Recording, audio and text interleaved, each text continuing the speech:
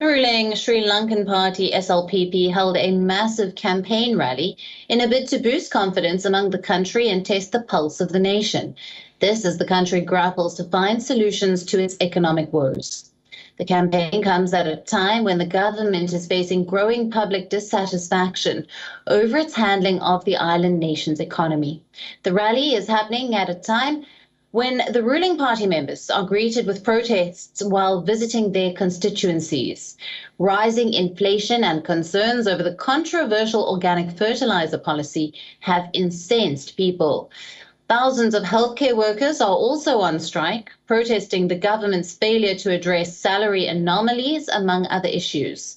Now, the government recently declared a compensation of nearly $200 million for farmers.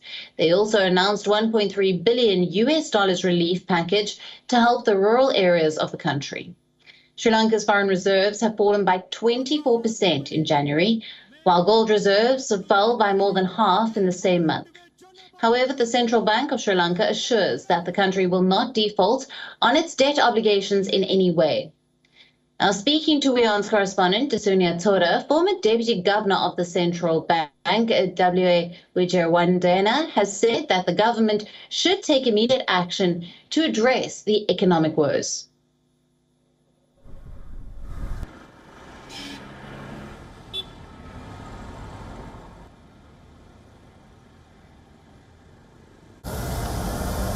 When you say that the foreign reserves are falling, which is a correct statement, but at the same time, we have to recognize the fact that it is the duty of the central bank to build confidence among the stakeholders, and for that purpose, they have issued that particular statement. So we cannot find fault with them.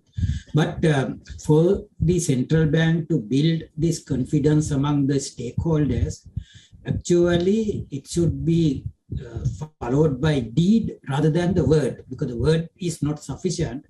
The deed is the one which has to be there for them to build this confidence.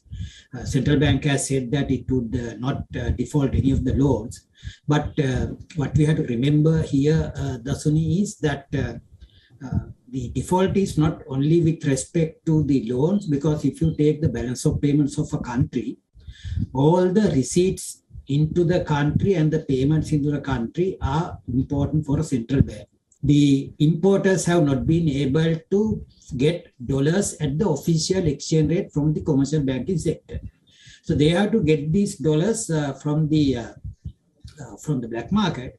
And also, when it comes to the repayment of some of these, bills that the importers will have to make, those bills have been defaulted by the banking sector. When you have a black market, a very vibrant, dynamic, and lucrative black market in a country with a huge margin over the official exchange rate.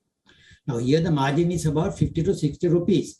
And most of the foreign exchange that comes into Sri Lanka, they are diverted to the black market. They don't come to the official sources, number one. Number two, because of the shortage of foreign exchange in the formal banking sector, all the people who need to buy foreign exchange will have to go to black market and buy them. Getting the latest updates on the financial woes is our correspondent Wijewardena from Colombo. Listen in. Despite rising COVID numbers here in the country, supporters showed up in their thousands for the Sri Lanka Podujana Peramuna rally, which was held in Anuradhapura yesterday. Now, speaking at this rally, President Gotabaya Rajapaksa reiterated that they will be delivering all election promises in due course. That's not all. Prime Minister Mahinda Rajapaksa also said that they are not in any way backing away from holding an election. So it will be interesting to see whether the long overdue local government elections will finally be held in the coming months. Reporting for WION World is one from Colombo, I'm Dasnia Thauda. WION, now available in your country. Download the app now. Get all the news on the move.